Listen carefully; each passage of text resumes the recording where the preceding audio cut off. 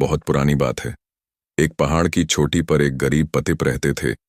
रोटी कमाने के लिए वे आलू टमाटर की खेती करते थे। उन्होंने अपनी खेती पहाड़ से नीचे मैदानों में बना रखी थी। दोनों पति पत्नी बहुत मेहनती थे। धीरे धीरे उनकी उम्र बढ़ रही थी और ताकत कम होती जा रही थी। वे दोनों संतान की बहुत इच्छा रखते थे। एक दिन दोनों आपस में बात कर रहे थे, कितना अच्छा होता अगर हमें भी एक बच्चा होता। जब हम बूढ़े हो जाते तो वह हमारे खेतों की रखवाली करता और राजा को लगान भी चुकाता। बुढ़ापे में वह हमें हर तरह से आराम देता और हम अपनी झुकी हुई कमर को कुछ देर आंगन में चूल्हे के पास आराम से बैठकर सीधा कर पाते। उन दोनों ने सच्चे दिल से नदी और पहाड़ों के देवता से प्रार्थना की। थोड़े दिनों बाद किसान की पत्नी गर्भवती हुई। 9 महीने बाद उसे बच्चा हुआ, लेकिन वह आदमी का बच्चा नहीं बल्कि एक मेंढक था, जिसकी लाल आंखें चमक रही थीं। बूढ़ा बोला, ये कैसी अजीब बात है, ये तो मेंढक है। इसकी लाल आंखें देखो कैसी चमक रही है। इसे घर में रखने का क्या फायदा, चलो इसे बाहर फेंक आते हैं। लेकिन पत्नी का मन उसे फेंकने को नहीं हुआ। उसने कहा, भगवान हम पर दयालु नहीं है। उन्होंने हमें बच्चे की जगह एक मेंढक दिया है, लेकिन अब तो यही मेंढक हमारा बच्चा है, इसलिए हमें इसे फेंकना नहीं चाहिए। मेंढक मिट्टी और तालाबों में रहते हैं। हमारे घर के पीछे जो छोटा तालाब है उसमें इसे छोड़ाओ, वही रह जाएगा। बूढ़े ने मेंढक को उठाया। जब वह उसे ले जाने लगा तो मेंढक बोला, मां, पिताजी मुझे तालाब में मत डालिए। मैं आदमियों के घर में पैदा हुआ हूं और मुझे आदमियों की तरह ही रहना चाहिए। जब मैं बड़ा हो जाऊंगा तो मेरी शक्ल अब बिल्कुल आप जैसी हो जाएगी और मैं भी आदमी बन जाऊंगा। बूढ़ा हैरान हो गया। उसने अपनी पत्नी से कहा, यह कितनी अद्भुत बात है, यह तो बिल्कुल हमारी तरह बोलता है, लेकिन जो कुछ उसने कहा है वह हमारे लिए तो अच्छा ही है। उसकी पत्नी ने कहा, भगवान ने जैसे तैसे तो हमें यह दिन दिखाए हैं। अगर यह बोलता है तो जरूर कोई अच्छा बच्चा होगा। हो सकता है कि इस समय किसी के श्राप से मेंढक बन गया हो। नहीं, इसे आप घर में ही रहने दीजिए। वे दोनों पति पत्नी ने मेंढक को अपने साथ ही रख लिया। 3 साल बीत गए। इस बीच मेंढक ने देखा कि उसके माता पिता कितनी मेहनत करते थे। एक दिन उसने अपनी बूढ़ी मां से कहा, मां, मेरे लिए आटे की एक रोटी बना दो। मैं कल राजा के पास जाऊंगा और उसके सुंदर महल में जाकर उससे मिलूंगा। उसकी 3 सुंदर बेटियां हैं। उसे कहूंगा कि वह अपनी एक बेटी की शादी मुझसे कर दे। मैं उन तीनों में से उससे शादी करूंगा जो सबसे ज्यादा दयावान हो और तुम्हारे काम में सबसे ज्यादा मदद कर सके। बेटे, ऐसी मजाक की बात मत किया करो। मां ने कहा, क्या तुम समझते हो कि तुम्हारे जैसे छोटे और भद्दे जानवर के साथ कोई अच्छा आदमी अपनी सुंदर सी बेटी का हाथ देगा? तुम जैसों को तो कोई भी पैर से दबाकर कुचल देगा। मां, तुम रोटी तो बनाओ। मेंढक ने कहा, तुम देखती रहना, मैं तुम्हारे लिए एक बहू जरूर लाऊंगा। बूढ़ी औरत आखिर राजी हो गई। ठीक है, मैं तुम्हारे लिए एक रोटी तो बना दूंगी, उसने मेंढक से कहा, लेकिन इस बात का ध्यान रखना कि उसके महल की काम करने वाली नौकरानी तुम्हें भूत प्रेत समझकर तुम्हारे ऊपर राख ना डाल दे। मां, तुम बेफिक्र रहो। मेंढक ने जवाब दिया, उनकी तो अच्छे लोगों पर भी यह हिम्मत नहीं। अगले दिन बूढ़ी औरत ने एक बड़ी सी रोटी बना दी और उसे एक थैले में रख दिया।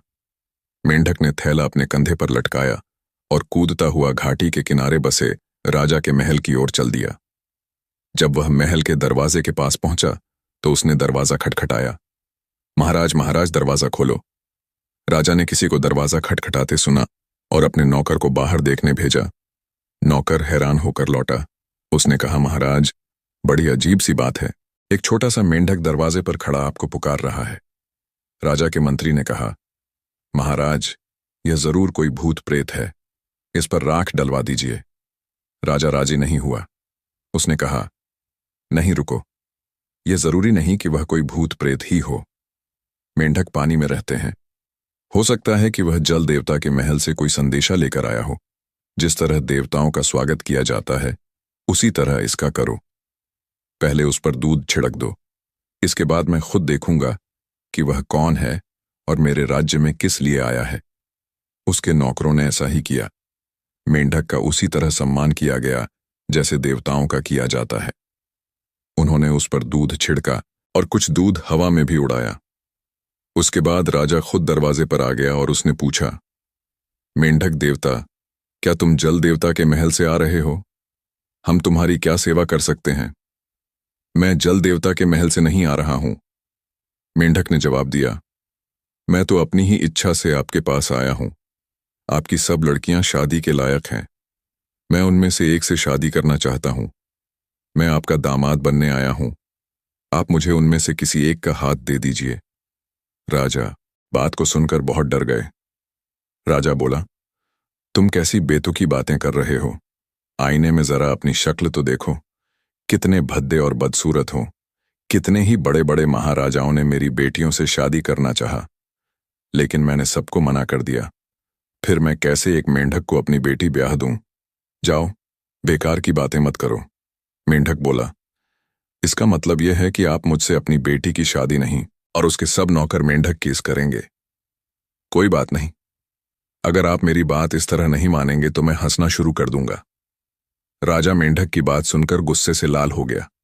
उसने पैर पटक कर कहा, मेंढक के बच्चे, तेरा दिमाग खराब हो गया है। अगर हंसना ही है तो बाहर निकल जा और जी भर कर हंस। लेकिन तब तक मेंढक ने हंसना शुरू कर दिया था। उसके हंसने से बड़ी जोर की आवाज हुई। धरती कांपने लगी। राजा के महल के ऊंचे ऊंचे खंभे हिलने लगे, मानो महल गिरना ही चाहता हो। दीवारों में दरार पड़ने लगी। सारे आकाश में धूल, रेत, कंकड़ और पत्थर उड़ने लगे।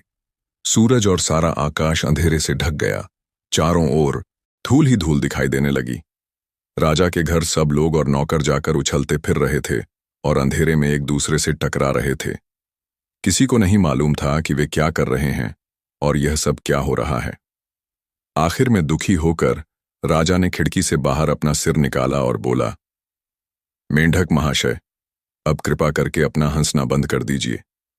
मैं अपनी सबसे बड़ी बेटी की शादी आपके साथ कर दूंगा। मेंढक ने हंसना बंद कर दिया। धीरे धीरे पृथ्वी ने भी कांपना बंद कर दिया और महल, मकान आदि सब अपनी जगह शांत हो गए। राजा ने केवल डरकर ही अपनी बेटी मेंढक के हाथों में सौंपी थी। उसने 2 घोड़े मंगवाए, एक अपनी बेटी के लिए और दूसरा उसके दहेज के लिए। राजा की बड़ी लड़की मेंढक से शादी करने के लिए बिल्कुल भी राजी नहीं थी। उसने अपने पास छिपाकर 2 पत्थर के टुकड़े रख लिए जो समय पर काम आ सके। मेंढक रास्ता दिखाने के लिए आगे आगे कूदकर चलने लगा और राजा की सबसे बड़ी लड़की उसके पीछे पीछे चलने लगी। सारे रास्ते वह यही कोशिश करती रही कि उसका घोड़ा कुछ और तेज चले और वह भागते हुए मेंढक को अपने पीछे की टापों के नीचे कुचल डाले। लेकिन मेंढक कभी इधर को कूदता और कभी उधर को। वह इस तरह चक्कर काटता जा रहा था कि उसे कुचलना राजकुमारी को नामुमकिन लग रहा था। आखिर में वह इतनी नाराज हो गई कि एक बार जब मेंढक उसके काफी पास चल रहा था, उसने छिपाया हुआ पत्थर का टुकड़ा उसके ऊपर दे मारा। फिर वो मुड़कर घर की ओर चल दी। वो कुछ ही दूर लौटी होगी कि मेंढक ने उसे पुकारा, राजकुमारी, रुको, मैं तुमसे कुछ कहना चाहता हूं। उसने पीछे घूमकर देखा कि मेंढक तो जिंदा खड़ा है। वह समझ रही थी कि मेंढक उसके पत्थर के नीचे कुचल गया होगा। वो हैरान रह गई और उसने घोड़े की लगाम खींच ली। मेंढक उससे बोला, देखो, हमारे भाग्य में पति पत्नी होना नहीं लिखा है। अब तुम घर लौट जाओ, क्योंकि इसी में तुम्हारी खुशी है। और उसने घोड़े की लगाम पकड़ ली और राजकुमारी को घर वापस ले चला। जब दोनों राजा के महल के पास पहुंचे तो मेंढक ने राजकुमारी को छोड़ दिया और राजा के पास जाकर बोला, महाराज, हम दोनों की आपस में बिल्कुल भी नहीं बनती, इसलिए मैं इसे वापस छोड़ने आया हूं। आप मुझे अपनी दूसरी बेटी दे दीजिए जो मेरे साथ जाने को तैयार हो। तुम कितने बदतमीज हो, जरा अपनी हैसियत का तो ख्याल करो। राजा ने गुस्से से चिल्लाकर कहा, तुम मेरी बेटी को वापस लाए हो, इसलिए मैं तुम्हें अपनी दूसरी बेटी कभी नहीं दूंगा। जानते हो मैं राजा हूं, क्या मजाक है? तुम इस तरह मेरी बेटियों में से हर एक को देखना चाहते हो? राजा ये कहते कहते गुस्से से कांपने लगा। इसका मतलब यह है कि आप राजी नहीं हैं। मेंढक ने कहा, अच्छी बात है तो मैं चिल्लाना शुरू कर दूंगा। राजा ने सोचा कि अगर वह चिल्लाता है तो कोई हर्ज नहीं, बस उसका हंसना ही खतरनाक है। उसने चिढ़ाते हुए कहा, जी भर कर चिल्लाओ, तुम्हारी जरा जरा सी धमकियों से मैं नहीं डरने वाला। और मेंढक ने चिल्लाना शुरू कर दिया। उसकी आवाज इतनी तेज थी मानो रात के समय बड़ी जोर से बिजली कड़क रही हो।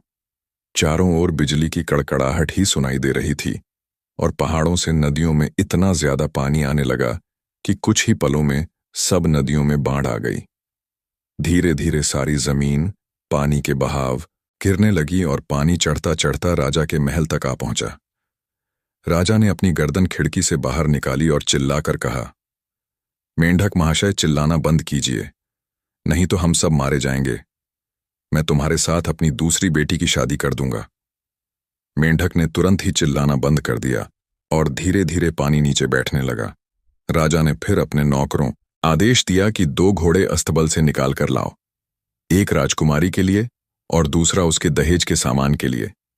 इसके बाद उसने अपनी दूसरी बेटी को आज्ञा दी कि मेंढक के साथ चली जाए। राजा की दूसरी बेटी मेंढक के साथ जाने को राजी नहीं थी। उसने भी घोड़े पर चढ़ते समय एक बड़ा सा पत्थर अपने पास छिपाकर रख लिया। रास्ते में उसने भी अपने घोड़े के पैरों के नीचे मेंढक को कुचलने की कोशिश की और एक बार वह पत्थर उसके ऊपर फेंककर वह भी बड़ी राजकुमारी की में तरह वापस लौटने लगी।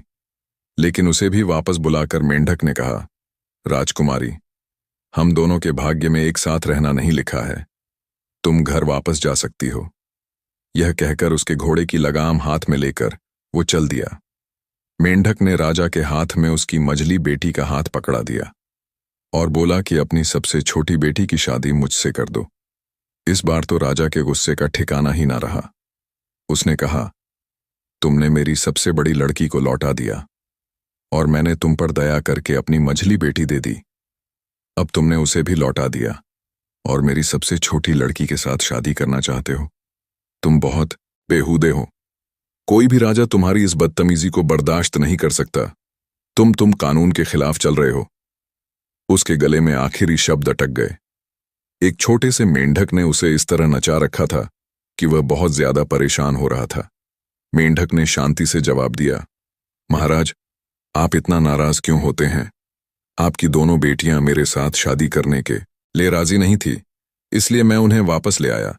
लेकिन आपकी तीसरी बेटी मुझसे शादी करना चाहती है, फिर आप क्यों नहीं राजी हो रहे? नहीं, कभी नहीं। राजा घृणा से चिल्लाया, कौन कहता है वह कभी राजी नहीं हो सकती? इस दुनिया में कोई भी लड़की एक मेंढक से शादी करने के लिए राजी नहीं हो सकती। मैं तुमसे आखिरी बार कह रहा हूं कि अब तुम अपनी राह देखो। इसका मतलब यह है कि आप अपनी बेटी की शादी मुझसे नहीं करेंगे। मेंढक ने कहा, अच्छी बात है, तो मैं कूदना शुरू कर दूंगा।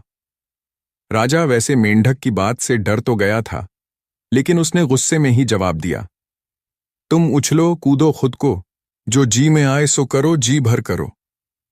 मैं तुम्हारी जरा जरा सी बातों से डरने लगा तो मैं राजा किस बात का? और मेंढक ने कूदना शुरू कर दिया। जब उसने कूदना शुरू किया तो धरती हिलने लगी। ऐसा लग रहा था मानो धरती एक पत्थर हो जो किसी तालाब में लहरों के बीच जा फंसी हो। पहाड़ इतनी जोर जोर से हिलने लगे कि उनमें आपस में ही टक्कर होने लगी। पहाड़ों में से पत्थर टूट टूट कर आकाश में उड़ने लगे। सारा आकाश पत्थरों और धूल मिट्टी से ढक गया और सूरज दिखाई देना बंद हो गया। राजा के महल की दीवारें भी इतनी जोर से हिलने लगीं कि लग रहा था कि महल अब गिरा कि तब गिरा। अब तो हारकर राजा को खड़े होकर यह कहना पड़ा कि वह मेंढक के हाथ में अपनी तीसरी बेटी का हाथ दे देगा। मेंढक ने कूदना बंद कर दिया। पहाड़ और पृथ्वी अपनी अपनी जगह पर शांत होकर ठहर गए। राजा की तीसरी बेटी अपनी अन्य बहनों की तरह नहीं थी। उसके दिल में दया बहुत थी। उसने सोचा कि यह मेंढक कोई साधारण मेंढक नहीं है, बल्कि काफी चतुर लगता है। वह मेंढक के साथ जाने को राजी हो गई। मेंढक उसे घर ले गया। जब मेंढक की मां दरवाजे पर उन्हें लेने आई तो उसे हैरानी का ठिकाना न रहा। उसने सोचा कि मेरा भद्दा और छोटा सा बेटा कितनी सुंदर बहू ले आया है। लड़की बहुत काम करने वाली थी और रोज अपनी सास के साथ खेत पर काम करने जाती थी। बूढ़ी औरत उससे बहुत प्यार करती थी। लड़की भी अपनी सास की बहुत इज्जत किया करती थी। दोनों बहुत सुखी थे। पंजड़ का मौसम आया। उन गांवों में हर साल घोड़ों की एक बहुत बड़ी दौड़ हुआ करती थी। सैकड़ों गांवों से गरीब और अमीर लोग अपने अपने तंबू लेकर घुड़दौड़ में आया करते थे और अपने साथ खेतों से नया उगा हुआ अनाज भी लाया करते थे। देवताओं को मानने के लिए वे लोग उन छोटे छोटे पौधों को आग में जलाया करते थे और नाचते गाते शराब पीते हुए घोड़ों की दौड़ किया करते थे। आमतौर पर वहां लड़के लड़कियां अपने प्रेमी प्रेमिका ढूंढने आया करते थे। इस बार मेंढक की मां की भी इच्छा थी कि मेंढक भी साथ में जाए, लेकिन उसने अपनी मां से कहा, मां, रास्ते में बहुत से पहाड़ और नदी नाले पार करने पड़ते हैं, तुम ही चली जाओ। मैं कहां कहां जाऊंगा। और मेंढक घर पर ही रह गया। घर के और सब लोग घुड़दौड़ में चल गए। घुड़दौड़ का मेला 7 दिन तक लगा रहता था। आखिरी 3 दिनों में घुड़दौड़ हुआ करती थी। रोज जो भी आदमी जीत जाता उसकी बड़ी इज्जत होती और लोग उसे अपने यहां बुलाकर दावत दिया करते। घुड़दौड़ के तीसरे दिन जब आखिरी दौड़ शुरू होने ही वाली थी, एक नौजवान हरे रंग की पोशाक पहने हुए अपने घोड़े पर सवार होकर वहां आया। उसका शरीर मजबूत था और वह बहुत सुंदर लगता था। उसके कपड़ों पर बहुत सुंदर सुनहरी काम हो रखा था और वे बहुत कीमती रेशम से बने हुए थे। उसके घोड़े की जीन पर लाल मोती लगे हुए थे और उसकी बंदूक भी सोने और चांदी की बनी हुई थी। जब उसने लोगों से आखिरी घुड़दौड़ में भाग लेने की इजाजत मांगी तो सब उसकी ओर देखने लगे। जब घुड़दौड़ शुरू हुई तो उसने दौड़ने की कोई जल्दी नहीं दिखाई। यहां तक कि जब और लोग भागना शुरू कर रहे थे, वह अपनी जीन ठीक कर रहा था, लेकिन जल्दी ही वह उनके साथ हो गया।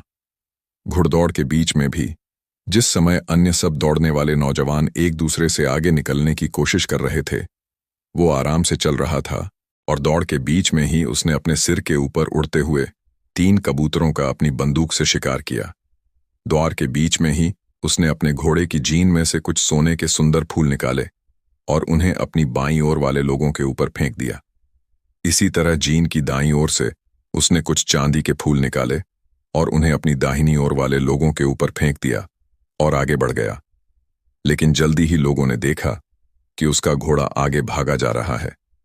ऐसा लग रहा था कि उसका घोड़ा मैदान में नहीं बल्कि हवा में दौड़ रहा हो। लोग उसे देखने के लिए अपने अपने स्थानों से उठकर खड़े हो गए और सबने देखा कि वह सबसे आगे था और उस दिन आखिरी घुड़दौड़ में जीत उसी की रही। घुड़दौड़ के मैदान में जो भी उस समय मौजूद, वही उस नौजवान पर मोहित हो गया। बूढ़े, जवान और लड़कियां सभी उसकी ओर देख रहे थे। लोग आपस में फुसफुसा रहे थे कि यह नौजवान कौन है और वह कहाँ का रहने वाला है। कुछ लोग कहने लगे, उसने बाईं ओर से सोने के फूल निकाले और उन्हें बाईं ओर उछाल दिया, फिर दाईं ओर से चांदी के फूल निकाले और उन्हें दाहिनी ओर फेंक दिया। ऐसा तो आजकल कभी देखा सुना नहीं गया। कितना सुंदर लड़का है, उसके कपड़े शरीर पर कितने अच्छे लग रहे हैं। घोड़ा तो देखो जैसे देवताओं का हो, लेकिन ऐसे सुंदर लड़के के लिए यह तो सोचो कि लड़की कहाँ मिलेगी। सब लड़कियां उसके चारों ओर जमा होकर गाने और नाचने लगी और उसे अपने अपने घर चलने के लिए कहने लगी। लेकिन जैसे ही शाम हुई, वह घुड़सवार बिना किसी से कुछ कहे चुपचाप अपने घोड़े पर चढ़कर उस गांव की ओर चल दिया जहां से मेंढक की मां और बहू आए थे। सब लोग वहां खड़े खड़े उसके हरे घोड़े को देखते रहे और उसके चले जाने के बाद उसके पैरों से उड़ती हुई धूल को देखने लगे। मेंढक की पत्नी सोचती रही कि वह घुड़सवार कहां से आया था और कहां चला गया। वह खुद भी उसकी सुंदरता पर मोहित थी। वह खुद भी उसका नाम जानना चाहती थी कि दिन छिपने ही वह इतनी जल्दी क्यों चला गया। वह सोचने लगी कि शायद घुड़सवार बहुत दूर रहता हो। घर लौटते समय वह भी अन्य औरतों की तरह उसी घुड़सवार के बारे में सोचती रही। मेंढक उन लोगों को दरवाजे पर खड़ा मिला। उन्होंने जैसे था ही घुड़दौड़ की बातें सुनानी शुरू की। वह आगे आगे सब बताने लगा। उन लोगों को यह सब सुनकर बड़ा अचरज हुआ कि मेंढक सब बातें पहले से ही जानता है और उस सुंदर घुड़सवार की भी बातें जानता है जिसने आज घुड़दौड़ जीती थी। अगले साल फिर पंजड़ के दिनों में घुड़दौड़ हुई। मेंढक की पत्नी, मां और पिता फिर घुड़दौड़ में गए। जब घुड़दौड़ शुरू हुई तो सब लोग उस हरे घुड़सवार की राह देखने लगे और सोचने लगे कि इस बार जरूर उसका नामता पूछ लेंगे।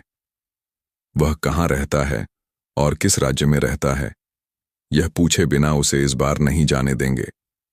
घुड़दौड़ के आखिरी दिन जब आखिरी दौड़ हो रही थी, हरा घुड़सवार फिर अपने हरे घोड़े पर बैठकर वहां आया। वो एकदम ऐसे आया मानो आकाश से उतरा हो। लोग उसे देखकर हैरान रह गए। इस बार भी उसके पास अपनी वही सोने चांदी वाली बंदूक थी, लेकिन इस बार उसके शरीर पर पिछली बार से भी ज्यादा सुंदर और कीमती कपड़े थे। जब अन्य सब घुड़सवारों ने अपनी दौड़ शुरू कर दी, तो उसने आराम से बैठकर चाय पी और पीकर तेजी से उठा। और इस बार भी पिछले साल की तरह उसने 3 कबूतर अपनी बंदूक से दौड़ते दौड़ते ही मार डाले। जिस समय तेजी से आगे की ओर बढ़ा और लोगों को ऐसा लगा मानो वो हरे बादल की सवारी कर रहा हो। बस हरे भरे मैदान में एक हरा बादल उड़ता हुआ नजर आ रहा था और इस बार लोगों ने फिर देखा कि वह घुड़दौड़ में जीत गया था। लड़कियों ने इस बार फिर उसके सामने अपना नाच और गाना रखा और उसे अपने घर चलने के लिए कहने लगी। लेकिन दिन छिपने ही उसने फिर बिना किसी से कहे अपने घोड़े को भगाया और मैदान से भाग लिया। जब मेंढक की पत्नी और मां घर आई, तो उन्हें यह देखकर बड़ा अचरज हुआ कि इस बार फिर मेंढक को सब बातें मालूम थीं।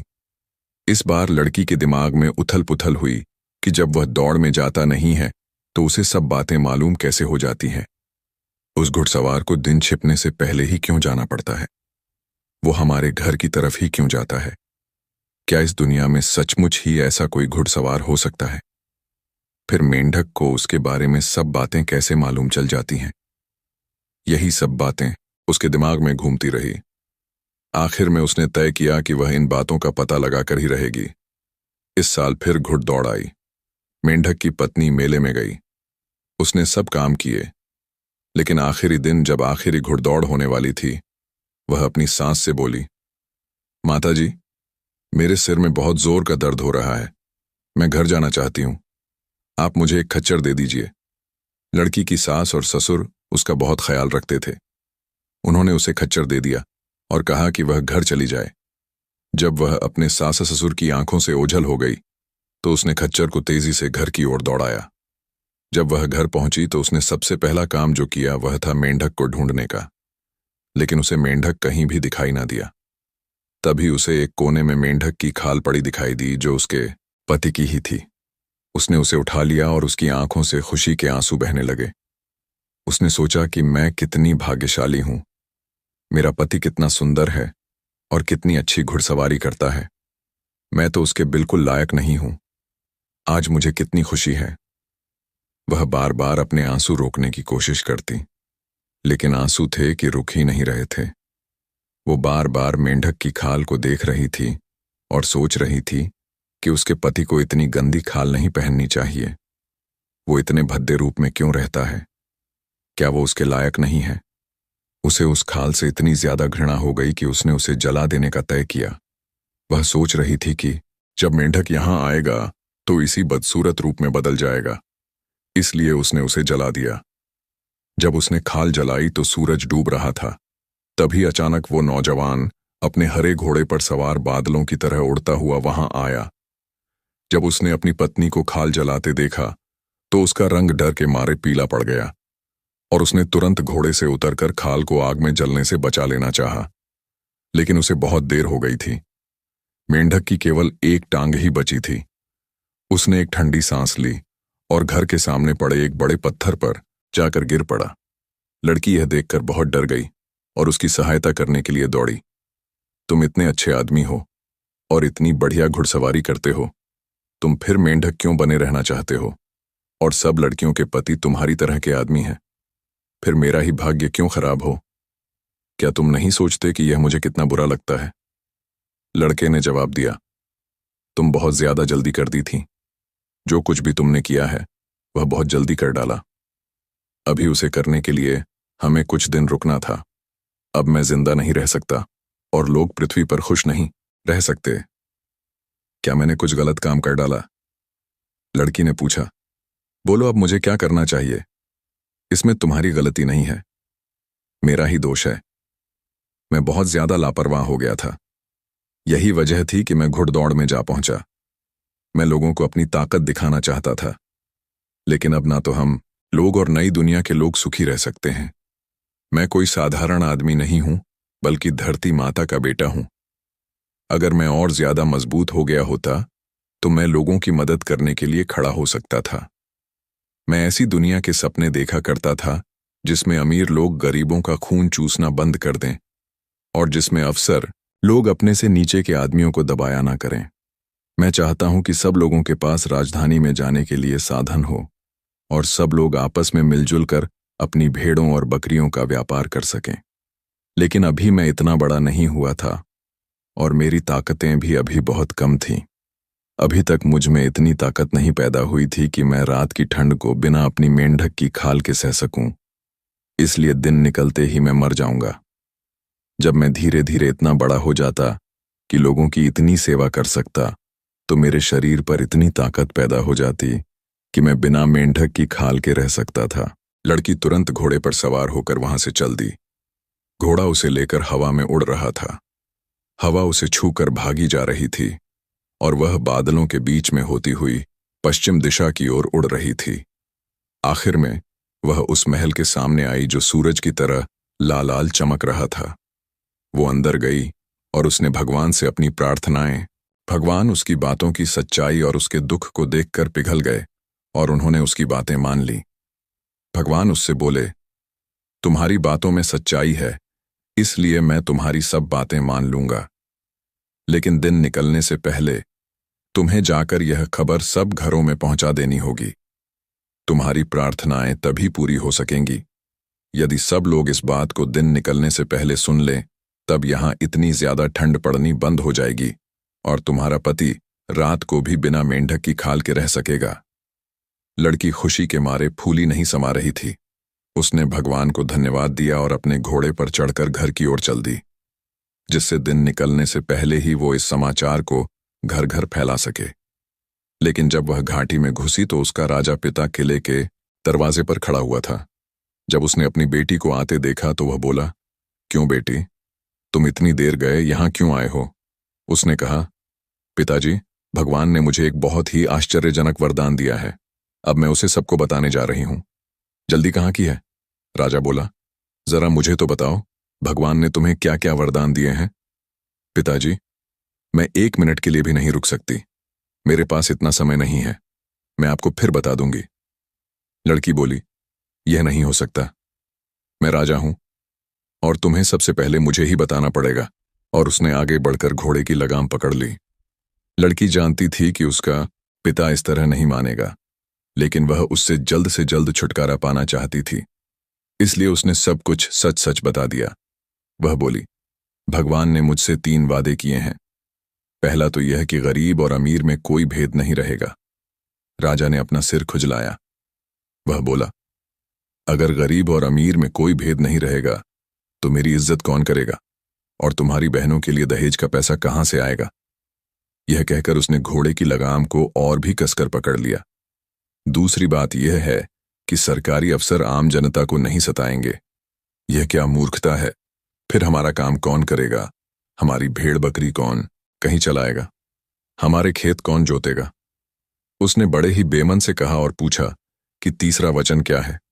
और तीसरी बात यह है कि यहां से नगरों तक कोई रास्ता बन जाए और हम लोग वहां पर व्यापार कर सकें। पिताजी, जब यह सब बातें हो जाएंगी तो यहाँ की ठंड बिल्कुल खत्म हो जाएगी और यहाँ काफी गर्मी पड़ने लगेगी।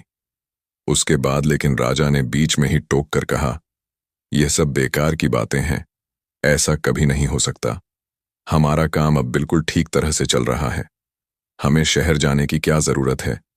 ये कभी भी भगवान के आदेश नहीं हो सकते। मुझे इनमें से किसी भी बात पर विश्वास नहीं है। मैं तुम्हें इनमें से एक भी शब्द लोगों को नहीं बताने दूंगा।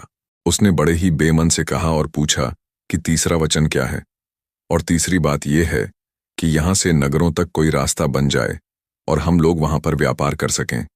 पिताजी, जब यह सब बातें हो जाएंगी तो यहाँ की ठंड बिल्कुल खत्म हो जाएगी और यहाँ काफी गर्मी पड़ने लगेगी।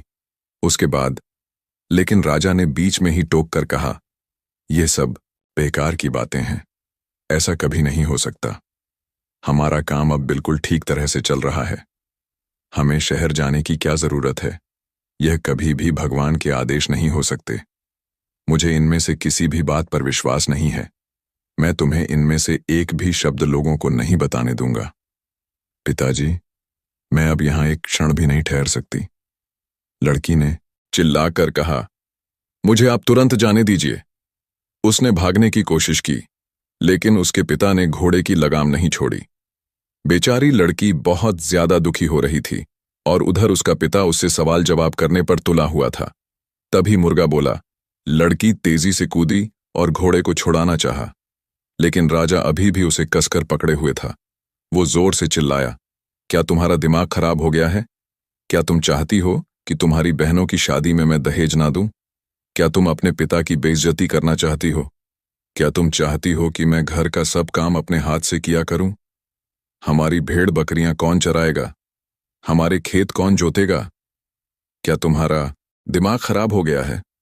लड़की की समझ में नहीं आ रहा था कि क्या किया जाए।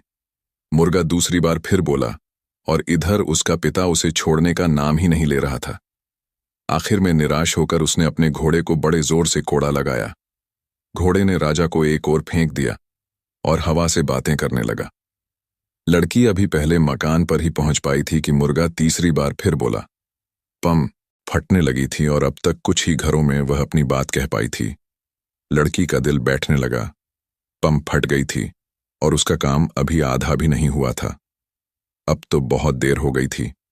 अब केवल उसके लिए यही रास्ता रह गया था कि वह घर की ओर जल्दी से कदम बढ़ाए। उसने देखा कि उसके ससुर उसके पति के पास खड़े हुए रो रहे हैं और उसकी सांस मरे हुए की आत्मा को शांति देने के लिए भगवान से प्रार्थना कर रही है। सब बेकार हो गया था। वह अपने पति के शव पर गिर पड़ी और अपने पिता को कोसती हुई जोर जोर से रोने लगी। इस घुड़सवार नौजवान के शव को वहां से कुछ दूर पर ही एक चट्टान पर दफना दिया गया। रोज शाम को जाकर वो लड़की उसकी कब्र के पास रोती। आखिर में एक दिन वो खुद भी पत्थर में बदल गई। उस दिन के बाद लोगों को उसका रोना सुनाई देना बंद हो गया। आज भी उस कब्र के पास वह पत्थर की लड़की बनी हुई है। बहुत दूर से देखने पर ही आपको मालूम चल जाएगा कि वह कोई लड़की है जिसके बाल बिखरे हुए हैं और वह भगवान से प्रार्थना कर रही है। वह अपने पति की कब्र के पास सदा से इसी प्रकार प्रार्थना करती रही है और सदा इसी प्रकार प्रार्थना करती रहेगी। कहानी को अंत तक सुनने के लिए बहुत धन्यवाद।